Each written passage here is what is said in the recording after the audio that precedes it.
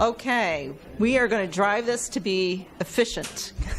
First of all, I want to thank everyone for hanging in there and your active participation. As you all know, this was one of our calls of action at the beginning.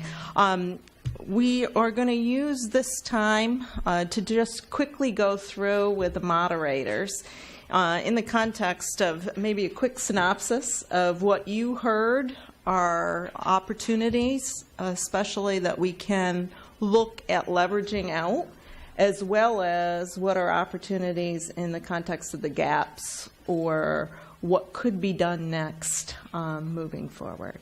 So we'll start with Wanda. All right, on the panel number 1, which is why adaptability matters, I think the things that really resonated is that there are tremendous shifts in the business model and digitization, and that is calling for adaptability. The thing that's shining clear is that the value of that is not really understood. And I think this is a very complex system. So to the extent that we can really highlight that and make it well understood, then drives a prong of events. And I do believe that that's a call to action for the Academy, is to make the vision of the value proposition. And we can certainly build on the $130 billion that PricewaterhouseCoopers and LinkedIn started with, but there's a lot more to be done. So with that being said, then it's, what's the opportunity to act? And I think that spears in the nature of work. We know it's evolving. What are jobs? How long do we work? What's the nature of the uncertainty? And, the durability versus adaptability, all of this kind of comes into play, underpinned with data and trends. We know that there's an opportunity to match that with analytics that can drive both training efforts, job needs, and the overall agenda. I think both in kind of the organization from the industry side, the educational piece, K through 12 and higher.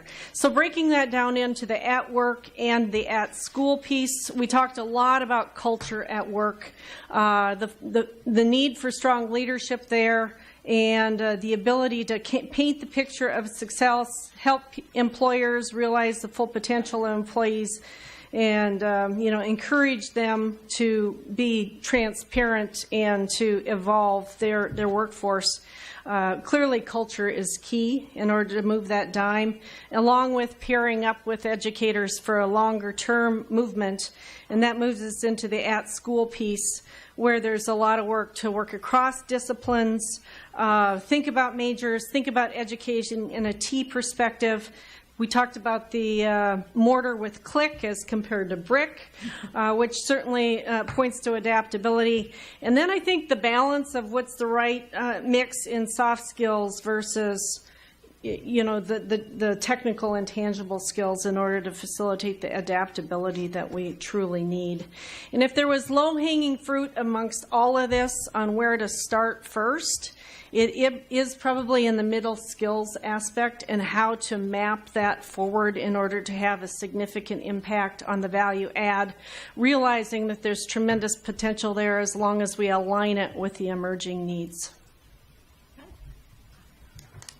I believe we're missing Ann. She had to catch a flight earlier.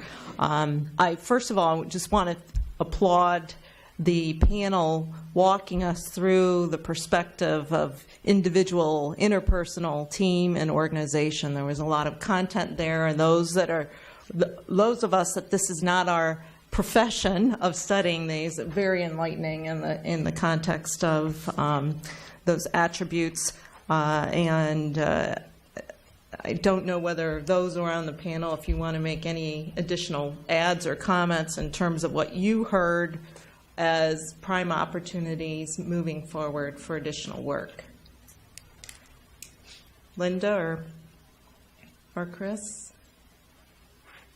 So one thing I think was how much variation we see, whether it's Chris talking about adaptability at the individual level, what I showed you, organizational, the variation in adaptability, which means there's an opportunity, that it's malleable. This isn't somehow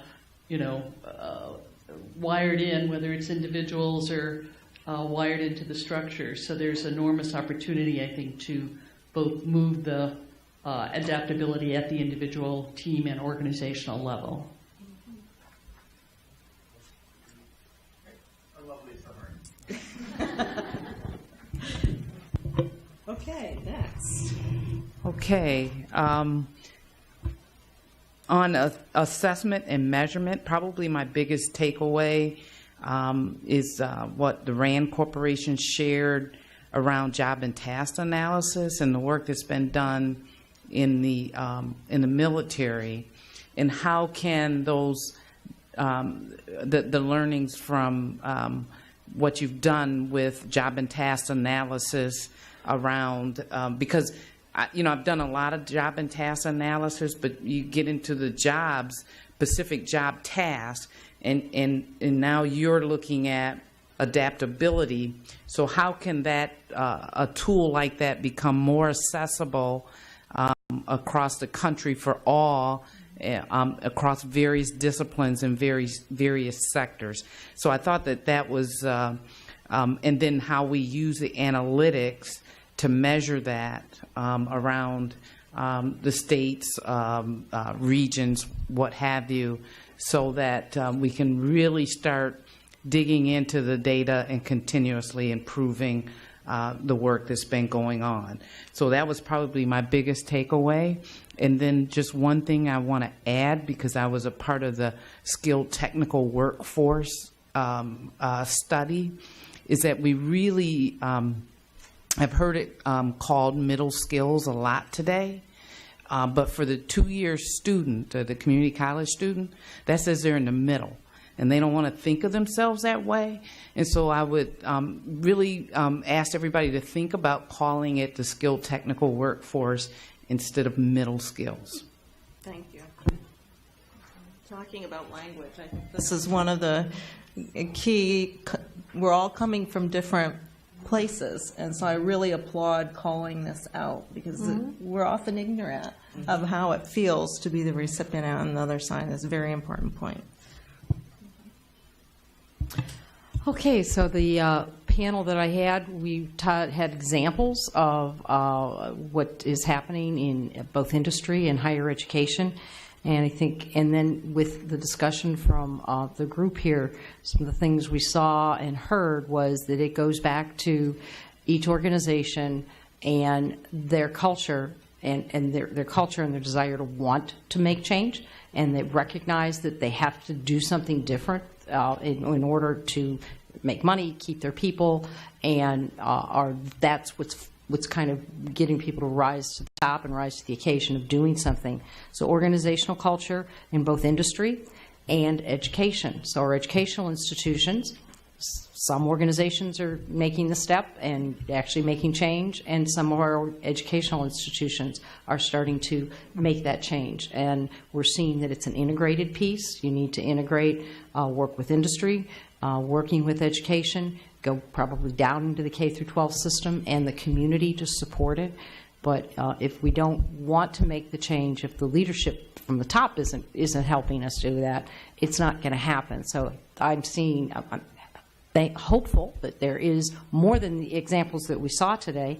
And we do need to talk a little bit more about measurement. How are we going to measure it, and how can we measure it better, faster, cheaper?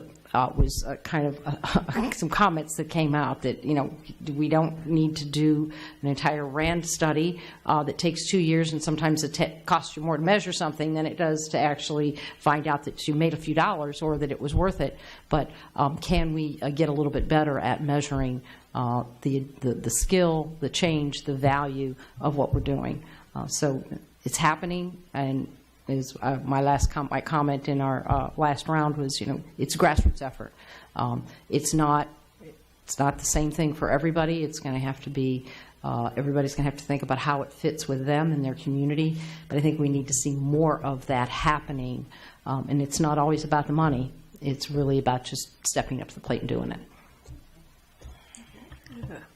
it. One of the things that came up in the first round was that we're really at an inflection point. And I think that is interesting to add, because a lot of this conversation was very local and grassroots, which is great. But to the extent that we need to expedite it giving the trends, I think, is another reason to do a call for action, because, there's risk and consequences if we don't move, and take a stronger sense of leadership in more of an organized way. So that keeping in mind that at inflection point and the consequences, if we do or if we don't, can have some pretty big ramifications. Right. Well, while it's community-based like that, you're right. That those who do it we will end up with winners and losers, and that's not what we want. You don't want some areas saying, okay, well, we've done it, and they're stealing all the jobs from Minnesota, and they're going to Iowa. So, if everybody's doing it, it'll be competitive, but it'll be a friendly competition and not a winner-loser thing. Thank you. Summarizing thoughts from the last panel on K-12 and after-school, out-of-school time learning, I think I heard not only in our panel but across all the panels a call for creating strong partnerships across K-12, across post-secondary education, and with employers and with community-based organizations and other types of organizations that would be key to the development of adaptability, whether they're research partners or assessment partners or psychometricians, or I'm not even sure, but really building strong pathways and partnerships across all those entities. Another theme was connecting learning to the real world so that young people and older people, depending on where they are in their careers, have opportunities to apply and experience and to have their real-world problem-solving, project-based, work-based learning opportunity that many, many, many young people don't have. And if we could start creating more work-based learning opportunities for young people, we would be really taking a big step forward in a lot of areas, but definitely with preparation for workforce skills. I thought another theme that came out both in this last panel but in other panels was the need to provide greater information and knowledge to young people about the types of pathways that exist. And this is work that we see every day, it didn't just serve, but there is very little information for young people to make very good decisions about, as Brent was saying, the value add of the value proposition of what's out there. So I think all of us thinking how we can do that. I think it was John's map for his employees. We should be developing maps like that for everybody, whether they're already employed or it's pre-employment. I heard about building a social support system that allows a different type of learning to take place so that people can learn in informal settings and still get credit for it and still have value for that learning. And just wrapping up really quickly, I would say there needs to be a call for change, and we need champions to make that call for change. So I think that probably lands on Ken's desk to some extent. Well, I think that it goes hand in hand, all of the examples of the public-private partnerships and how powerful they really are, and what we can learn, and not try to just automatically duplicate everywhere because they're not going to be relevant. Today was hopefully seeds thoughts for each of you on how you can engage directly back at that local level, and what role you can also play in your areas of domain expertise, but across the communities. Again, we appreciate very much all of your active participation, feeding in of the ideas. They will be captured in the proceedings as we move forward. And I see Ken signaling he'd like to make. I just want to make a pitch for the organization here. The National Academy of Engineering is part of the three sisters, the National Academy of Sciences, National Academy of Engineering, and National Academy of Medicine. And there's a lot of work being done across the organization on similar type of topics. Anita referred to the Skilled Technical Workforce report that just came out from the Board on Science, Technology, and Economic Policy. I would refer you to that. That's a great study about what we used to call middle skills, but now call skilled technical workforce. There's a report that Al is on the committee looking at the integration of arts and humanities into the science, technology, and medicine, higher and vice versa, so that linkage between arts, humanities, and the hard sciences. There's a number of other studies that are similar ongoing on here. So it's not just us doing this in isolation. So there's a whole group of people working on this. So please, feeding your ideas in, continuing to feed your ideas in, and we'll see where we go from here. I think Robert's discussion on the Agile Mindset, really putting in context of the social change that's underfoot in our country and around the globe, that we all need to put into context within the conversation today. So again, thank you all. I want to particularly thank all of the committee members. This workshop would have absolutely been impossible without the active engagement of all of the committee members and their extension of reach to networks. So thank you to all of you. And let me personally thank the committee members. You've been a great team to work with. I really appreciate all your support and all your insights and passion for this issue. Thank you. And thank you to Ken and Michael and your team for facilitating. All right. We'll give you 10 minutes back of your evening. Thank you.